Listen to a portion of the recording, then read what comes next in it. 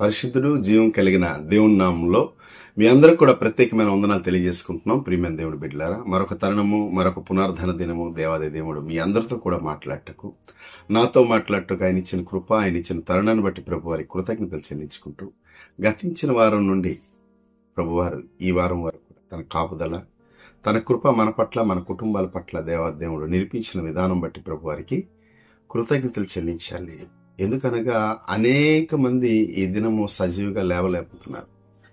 ఆయన ఇచ్చిన ఉచితమైన కృప ద్వారా మనందరం కూడా ఆయన మహింపరచుటకు, ఆయన్ని గణపరచుటకు, ఆయన మనకిచ్చిన శక్తిని, ఆయన మనకిచ్చిన బలాన్ని, ఆయన మనకిచ్చిన ఆరోగ్యాన్ని బట్టి ప్రభు వారి కృతజ్ఞతలు చెల్లించాలి. 81వ కీర్తన ఈ మాట ఉంటుంది. మనకు బలమై ఉన్న దేవుణ్ణి చూసి మనము ఆనందించే బిడ్డలుగా ఉండాలంట. అవును, ఈ దినం ఆనందంతో, సంతోషంతో ప్రభుని మహింపరిచే బిడ్డలుగా మనందరం ఉండాలని దేవుడు ఆశిస్తున్నాడు. ఈ దిన లేఖన భాగాన్ని మీకు చదివి వినిపిస్తున్నాను. బైబిల్ గ్రంథాలు మీ దగ్గర ఉంటే తెరిచి చూడవలసిందిగా కోరుకుంటున్నాను. 1 కొరింథీయులకు రాసిన పత్రిక 11వ అధ్యాయము 27వ వచనాన్ని మీకు చదివి వినిపిస్తున్నాను. కాబట్టి ఎవడు అయోగ్యంగా ప్రభు యొక్క రొట్టెని తిననో, లేక ఆయన పాత్రలోనిది త్రాగునో, వాడు ప్రభు యొక్క శరీరమును గురించి, రక్తమును గురించి అపరాధి అగును. ప్రియమైన దేవుని బిడ్డలారా, కొంతమంది ప్రతి నెల ప్రభు బల్ల పాలు పొందుకుంటారు. కొంతమంది ప్రతి వారం కూడా ఈ యొక్క ప్రభు బల్లో పాలు పొందుకుంటారు. కనుక ఈ దినము ఈ యొక్క ప్రభు యొక్క రొట్టె నిమిత్తము, లేదా ఆయన శరీర నిమిత్తము, ఆయన రక్తం నిమిత్తము దేవుడు మనతో ఏం మాట్లాడాలని ఆశిస్తున్నాడు. ఈ దినము ఈ యొక్క వాక్య లేఖనంలో ముందుకు వెళ్దాం. ఇక్కడ ఎవరితో మాట్లాడుతున్నారంటే, పౌలు గారు కొరింథీ సంఘంతో మాట్లాడుతున్నారు, లేదా ఆ యొక్క సంఘస్థులతో, ఆ యొక్క పెద్దలతో, ఆ యొక్క ప్రముఖులతో ఈ యొక్క మాటలు పలుకుతున్నారు. ఎవరు అయోగ్యంగా ప్రభు యొక్క శరీరాన్ని భుజిస్తారో, ప్రభు యొక్క రక్తాన్ని తాగుతారో, క్రీస్తుకి అపరాధులు అవుతారు, ప్రభుకి విరోధం అవుతారు. ఇదేంటి, యేసు ప్రభు వారు ఆ విధంగా మాట్లాడుతున్నారు. ఇక్కడ మనం చూసుకుంటే పౌలు గారు ఈ విధంగా మాట్లాడుతున్నారు. ప్రభు అంటారు, మనకి ఏమంటారు, ఆ శరీరం తినక, నా రక్తము పానం చేయక ఎవరు కూడా నిత్య రాజ్యం లేదంటాడు ఆయన. అదే యోహాను సువార్త 6వ అధ్యాయంలో 52, 53, 54 వచనాల్లో మనం అన్ని చూసుకుంటే ఇవన్నీ మాటలు కూడా ఉంటాయి. నా శరీరము నిజమైన ఆహారం అంటాడు, నా రక్తము నిజమైన పానం అంటాడు. ఎవరైతే నా శరీరాన్ని భుజిస్తారో, నా రక్తాన్ని తాగుతారో, వారు నిత్యరాజ్య వారసులు అవుతారు. వారికి అంత్యదినంలో నేను లేపుతానంటాడు. వారు నాలో ఉంటారు, నేను వారిలో నిలిచి ఉంటాను. ప్రభు వారు ఆ విధంగా మాట్లాడారు. ఈ యొక్క మాటలు సువార్తల్లో కూడా ఉంటాయి మనకి. ఎందుకంటే ప్రభువారు ప్రభురాత్రి భోజనం ఇస్తున్నప్పుడు ఆ యొక్క శిష్యులకి ఈ మాటలు చెప్తూ ఉంటారు. ఇది నా శరీరము, అనేక జనులకు నలగొట్టబడిన నా శరీరం అంటాడు, అనేకులకు చిందింపబడిన నా రక్తము అంటాడు ఆయన. వారు ఆ విధంగా ఆ రాత్రి వేళ పుచ్చుకున్నట్లుగా ఉంటుంది. మనందరికి తెలుసు ప్రభు శరీరాన్ని ఏ విధంగా ఇచ్చాడో, ఏ విధంగా ఆయన రక్తాన్ని ఇచ్చాడో. ప్రభు యొక్క శరీరానికి, ప్రభు యొక్క రక్తానికి సాదృశ్యంగా ఈ దినము క్రైస్తవ బిడ్డలందరూ కూడా పుచ్చుకుంటున్నారు, తీసుకుంటున్నారు, ప్రభుని జ్ఞాపకం చేసుకుంటున్నారు. మంచిదే. ఇదే మాటని కూడా మనం చూసుకుంటే అపోస్తల కార్యము 2వ అధ్యాయం 46వ వచనంలో ఉంటుంది. వారి ఇంటింటా కూడి అంట ప్రభు యొక్క రొట్టెని విరుచుచుండరి అని రాసి పెట్టి ఉంటుంది. ప్రతిదినం వారు ప్రభు యొక్క బలలో పాలు పొందుకున్నారు. మంచిదే ప్రియమైన దేవుడి బిడ్డలారా. అయితే పౌలు గారు ఇక్కడ ఎందుకు ఈ మాట అంటున్నారు? పౌలు గారికి తెలియదా? అనుభవం లేదా? ఆయన ఏమంటాడంటే, నేను క్రీస్తును పోలి నడుచుకున్నాను, మీరు నన్ను పోలి నడుచుకోండి. ఈ యొక్క మాట ఈ యొక్క భక్తుడు గాని, ఈ యొక్క స్వార్థికుడు గాని, లేదా ఆయన యొక్క శిష్యులు గాని ఈ మాట పలకలేదు. పౌలు గారు ఒక్కరే పలకగలిగారు. క్రీస్తును పోలి నేను నడుచుకున్నాను, మీరు నన్ను పోలి నడుచుకోండి. ఎందు నిమిత్తం ఈ మాట మాట్లాడుతున్నారు ఆయన? అయోగ్యంగా తీసుకోకూడదు, పశ్చాత్తాపం లేకుండా తీసుకోకూడదు, మారు మనసు లేకుండా తీసుకోకూడదు. ఎందుకు ఈ మాటలు పలుకుతున్నారంటే, ప్రియమైన దేవుని బిడ్డలారా, ఆ యొక్క దినాల్లో ఆ యొక్క కొరింథీ సంఘంలో అనేక మంది పెద్దలు కావచ్చు, లీడర్స్ గా ఉన్నవారు కావచ్చు, వారిలో ప్రముఖులు కావచ్చు, వీరందరూ ఏం చేసేవారంటే, ప్రభు యొక్క బల భోజనం ఉన్నప్పుడు అందరూ కూడి వచ్చి ఆ పెద్దలందరూ కూడా లేదా అక్కడ ఉంటున్న ప్రాముఖ్యులందరూ కూడా ఆ యొక్క శరీరాన్ని అంటే ఆ యొక్క రొట్టిని వారు ఒంటరిగా వచ్చి భుజించేవారంట. ఆ పానీయం తాగేసేవారు. మిగతా పేదవారికి ఉంచేవారు కాదు. అదే విధంగా చూసుకుంటే మిగతా ఉన్న సహోదరులు కూడా అందించేవారు కాదు. ఈ యొక్క ప్రభు బల్ల ఎలాంటిదంటే అందరంగా ఏకంగా కూడి ఆయన శరీరాన్ని విరిచి మనం భుజించాలి. ఆయన పానీయము అందరం కూడా ఏకంగా కూడి ఆయన పానీయంలో మనం పాలు పొందుకోవాలి. కానీ వారు ఏం చేశారు? ఎవరు మట్టిగా వారు వచ్చి ఎవరు యోగ్యులు అనబడేవారట. యోగ్యులు అనబడేవారు వారు వచ్చి ఏం చేసేవారు? ఆ శరీరం ఎవరికి పంచిపెట్టకుండా, ఆ పానీయం ఎవరికి పంచిపెట్టకుండా వారిలో వారిలే భుజించేవారు. అందుకే ఆ పై వచనాలు ఈ మాట ఉంటాయి. ఏ మాట ఉంటాయంటే, మీకు ఆకలి వేస్తే లేదంటే మీకు భోజనం చేయాలంటే మీ ఇంటికి వెళ్ళి భోజనం చేయండి. ఎందుకు మీరు ఈ విధంగా చేస్తున్నారు? కొంతమంది తృప్తిగా తిని తాగేసి నిద్రపోతున్నారు. కొంతమంది ఆకలితో ఉంటున్నారు. మిమ్మల్ని బట్టి అనేక మంది పేదవారు ఉన్నారు. వారికి కూడా ఈ యొక్క బల్ల భోజనం మీరు ఇవ్వడం లేదు. మీరే భుజిస్తున్నారు. మీరు భుజించడానికి ఇది ఇల్లు కాదు, దేవుని మందిరము. మీరు భుజించాలంటే మీ ఇంటికి వెళ్ళి భుజించండి, భోజనం చేయండి, లేదంటే పానీయం చేయండి మీ ఇంటికి వెళ్ళి.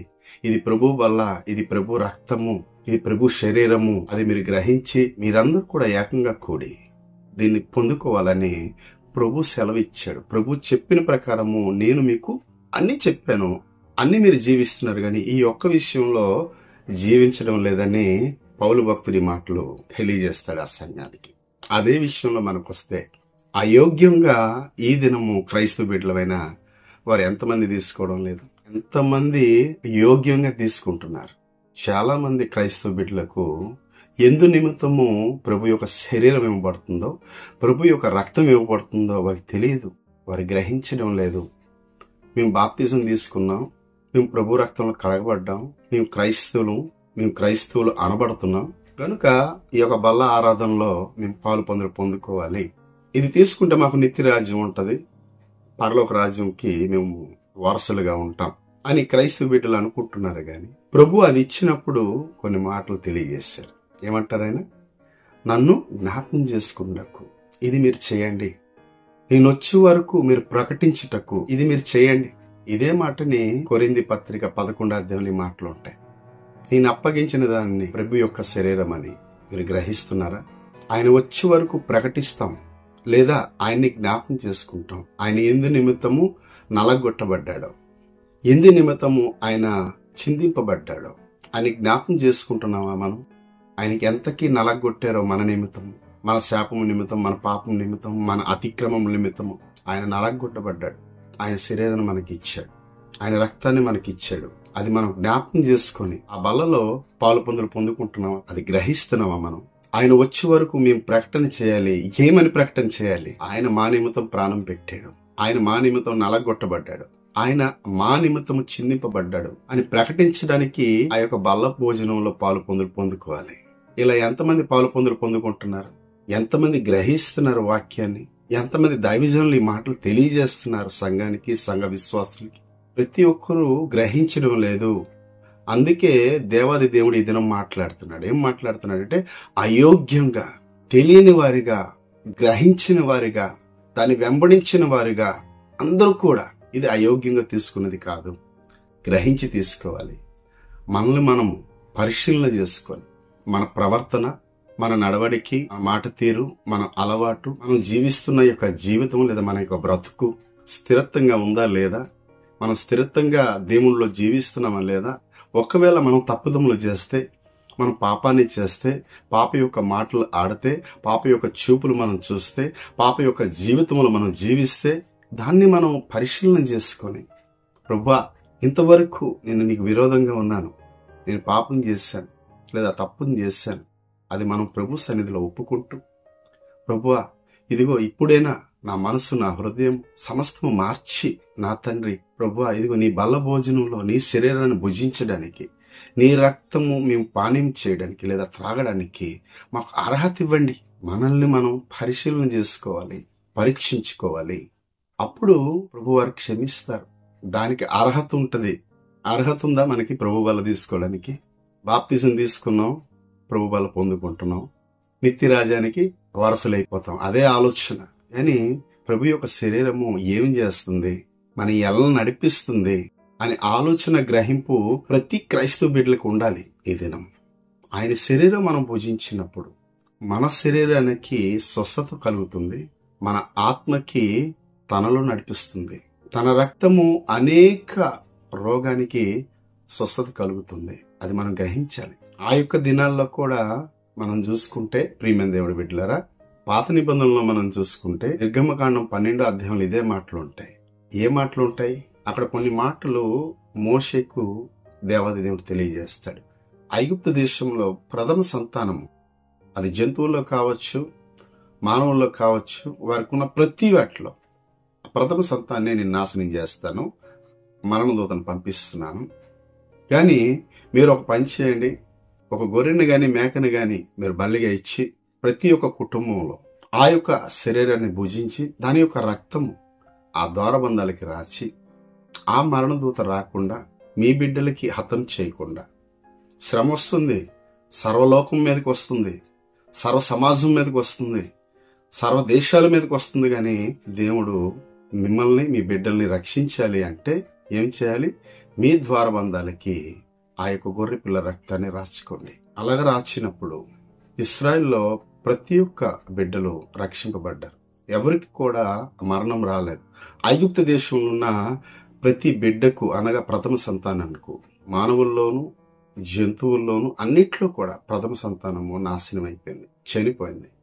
ఇశ్రాయేల్లో ఎవరికి ఏమి కూడా కలగలేదు. ఎందును బట్టి ఆ యొక్క గొర్రె రక్తాన్ని ఆ యొక్క ద్వారబంధాలకి రాచుట ద్వారా దేవుని దూత అటు నుండి ఆ యొక్క ప్రాంతానికి వెళ్లకుండా ఆ ఐగుప్తుల్లో ఉన్న వారందరూ కూడా నాశనం చేసినట్లుగా మనకి లేఖనం రాసిపెట్టుంటది. ఈ దినము మన శరీరం నాశనం అవ్వకుండా, ఈ దినము మన ఆత్మ నాశనం అవ్వకుండా ఆ యొక్క శరీరము, ప్రభు యొక్క శరీరము, ప్రభు యొక్క రక్తము మనలోకి వెళ్ళినప్పుడు మనకేమి చేస్తుంది? శుద్ధి చేస్తుంది. మన ఆత్మ శుద్ధీకరించబడుతుంది, మన శరీరము శుద్ధీకరించబడుతుంది, మన ఆత్మ కూడా శుద్ధీకరించబడుతుంది. ఆ రక్తము, ఆ పానము మనం తీసుకున్నప్పుడు మన శరీరానికి శుద్ధి కలుగుతుంది. ప్రియమైన దేవుని బిడ్డలారా, అందు నిమిత్తమే అది గ్రహించాలి, పరిశీలన మనం చేసుకోవాలి, అప్పుడు తీసుకోవాలి. మనలో అపవిత్రత ఉండకూడదు, అపవిత్రమైన ఆలోచనలు మనలో ఉండకూడదు, అది అయోగ్యంగా మనం తీసుకోకూడదు. అందుకే పౌలు గారి మాటలు పలుకుతున్నారు. అక్కడ ఉన్న సంఘస్థులు, అక్కడ ఉంటున్న సంఘము ఆ ప్రకారంగా జీవించింది గనుక ఆ మాటలు పలుకుతున్నారు. ఈ దినము ఇక్కడ ఉంటున్న సంఘాలు, మనం ఇప్పుడు జీవిస్తున్న యొక్క జీవితంలో, మనం ఇప్పుడు నడుస్తున్న సంఘాల్లో ఏ విధంగా ఉన్నాం, ఏ విధంగా ఆ బల్ల భోజనంలో పాలు పొందుకుంటున్నాం? అయోగ్యంగా తీసుకుంటున్నావా? అయోగ్యంగా తీసుకుంటే అక్కడ ఏమవుతారని ఆ కింద వచనాలకు వెళ్తూ ఉంటాయి. కొంతమంది బలహీనలు అవుతారట, కొంతమంది అనారోగ్య పరిస్థితుల్లో ఉంటారట, కొంతమంది నిద్రిస్తారంటే చనిపోతారు అయోగ్యంగా తీసుకుంటే. ప్రభు యొక్క బలలో అంత ప్రాముఖ్యత ఉంది. ప్రియమైన దేవుని బిడ్డలారా, ఈ దినం గ్రహిస్తున్నారా? గ్రహించి తీసుకుంటున్నారు ప్రభు బలని? గ్రహించండి. పౌలు గారు అందుకే ఈ మాట పలుకుతున్నారు. అయోగ్యంగా మీరు తీసుకోకండి, యోగ్యులుగా తీసుకోండి. మీరు యోగ్యులుగా ఉండండి అది తీసుకున్నప్పుడు. ఎందుకంటే మన ఆత్మని శుద్ధింపజేస్తుంది, మన శరీరాన్ని కూడా శుద్ధింపజేస్తుంది. ఆయన్ని జ్ఞాపకం చేసుకుటకు మీరు ఇది తీసుకోండి, ఆయన్ని ప్రకటించుటకు ఇది తీసుకోండి. ప్రభు మా కొరకు ఎంత శ్రమ పడ్డాడు, ప్రభు మా కొరకు చివరి రక్తపు బొట్టు వరకు ఎలా కార్చాడో అది మీరు జ్ఞాపకం చేసుకోండి. ఒకసారి తీసుకున్నప్పుడు జ్ఞాపకం చేసుకుని తీసుకుంటే ప్రభులో నువ్వు నేను ఉంటాం. అందుకే అపోస్తులందరూ కూడా ప్రతి ఇంట ప్రతి దినము ప్రభు కొరకు జ్ఞాపకం చేసుకుని తీసుకున్నారు. అందుకే వారందరూ కూడా ప్రకటించగలిశారు. ఈ దినానికి క్రైస్తవులుగా ఉన్నాం లేదా దేవుడి బిడ్డలుగా మనందరం ఉన్నాం అంటే కేవలం వారు చేసిన సేవ పరిచర్య, వారు చేసిన ప్రకటన, వారు ప్రభుని జ్ఞాపకం చేసుకున్నట బట్టి వారందరూ కూడా అంత బలంగా అంత శక్తిగా ప్రకటించగలిశారు. మృతులైనా కూడా అనేక మంది చనిపోయారు, అనేక మంది హతసాక్షులు అయిపోయారు, కానీ ప్రభువుని ప్రకటించగలిశారు. ఈ దినము మనలో అటువంటి ఆత్మ ఉందా? అటువంటి నిరీక్షణ మనలో ఉందా? ప్రభు బల్ల పుచ్చుకుంటున్నప్పుడు, ప్రభువా నా కోసం నువ్వు ప్రాణం త్యాగం చేశావు, నా కోసం నువ్వు నలగొట్టబడ్డావు, నా కోసం అయ్యా నీ రక్తాన్ని చిందించావు, చివరి రక్తం వరకు, ఒక్క రక్తపు బొట్టు కూడా నువ్వు ఉంచుకోలేదు, సమస్తం మా కోసం దారపోసావు అని జ్ఞాపం చేసుకుంటున్నావా ప్రియమైన దేవుడి బిడ్డ? జ్ఞాపం చేసుకుంటే దేవుడు నీకు తోడుగా ఉంటాడు. అది తీసుకున్నందుకు నువ్వు యోగ్యుడిగా ఉంటావు, యోగ్యురాలుగా ఉంటావు. గ్రహించి తీసుకోండి, అప్పుడు మీరు ఆశీర్వదింపబడతారు. ఆయన వచ్చే వరకు ప్రకటించేవారుగా ఉంటారు. అందునిమిత్తన పౌలు గారు ఈ మాటలు పలుకుతున్నారు. ఈ దినం ఎలా ఉన్నాం మనం? క్రైస్తవులు అనబడుతున్నామా? క్రైస్తవులు అనబడకూడదండి. క్రైస్తత్వం అనేది ఒక మతం కాదు, ఒక జాతి కాదు. క్రైస్తత్వం అనేది మార్గం. యేసుప్రభు వారు ఎక్కడ చెప్పలేదు క్రైస్తవుడు, లేదా వారి శిష్యులు గాని చెప్పలేదు మేము క్రైస్తవులని. క్రైస్తవులుగా అనబడ్డారు వారు, అంతే. వారెక్కడ చెప్పుకోలేదు. ప్రభువారు ఒక జాతిని గాని ఒక మతాన్ని గాని సృష్టించలేదు, గాని నేనే మార్గం అన్నాడు ఆయన. ఆ మార్గంలో మనందరం నడుస్తున్నాం, అంతే. నేను తప్ప పరలోక రాజ్యానికి మీరు వెళ్ళడానికి అర్హత మీకు లేదు, నా ద్వారా మీరు వెళ్ళాలి, అందుకే నేను మార్గమై ఉన్నాను మీకు అంటాడు ఆయన. ఈ దినం మార్గానికి మనం ఎన్నుకునే బిడ్డలుగా మనం ఉండాలి, అంతేగాని అయోగ్యంగా జీవించుటకు కాదు, అయోగ్యంగా ఆ యొక్క రక్తాన్ని ఆ యొక్క శరీరాన్ని భుజించటం కాదు. గ్రహించి యోగ్యులుగా ఎంచబడి ఆ యొక్క రక్తాన్ని ఆ యొక్క శరీరాన్ని మనం తీసుకున్నప్పుడు దేవునికి మహిమకరమైన బిడ్డలుగా, దేవునికి దీవెనకరమైన బిడ్డలుగా మనందరం ఉంటాం. దేవుడు మనందరినీ కూడా ఆశీర్వదించి దీవిస్తాడు. ఆ విధంగా ప్రభు బలలో పాలు పొందుకోవాలని దేవుడు ఆశిస్తున్నాడు. కనుక ఆ విధంగా జీవిద్దాం. మీరందరూ కూడా కళ్ళు మూసుకుంటే ప్రార్థనలో ముందుకు వెళ్దాం. మహాపరిశుద్ధమైన ప్రభువా, ప్రేమ కలిగిన మా తండ్రి, దయ కలిగిన మా దేవ, మీకు స్తోత్రాలు. ఇంతవరకు మీరు నడిపించిన విధానం కొరకు కృతజ్ఞతస్తులు స్తోత్రాలు చెల్లించుకుంటూ, ఇదిగో నా తండ్రి, మీ బల భోజనంలో ప్రభువా అయోగ్యులుగా మేము ఉండకుండా యోగ్యులుగా ఉండి మీ శరీరాన్ని మీ రక్తాన్ని మేము తాగువారుగా, మిమ్మల్ని మేము మహింపరచువారుగా, మీరు వచ్చే వరకు మేము ప్రకటించేవారుగా, మిమ్మల్ని మేము జ్ఞాపకం చేసుకునేవారుగా మాకు వస్తున్నందుకు మీ కృతజ్ఞతలు చెల్లించుకుంటూ, ప్రభువా చూస్తున్న ప్రతి బిడ్డను కూడా మీరు దీవించండి, ఆశీర్వదించండి. అందరూ కూడా యోగ్యులుగా ఎంచబడి మిమ్మల్ని మహింపరిచే కృపను అనుగ్రహించమని, మీరు మహిం పొందుకోమని యేసుని నామములో వచ్చిన ప్రార్థన వేడుకుంటున్నాను తండ్రి. ఆమేన్. దేవుడు మిమ్మల్ని అందరినీ దీవించి ఆశీర్వదించునుగాక. ఆమేన్.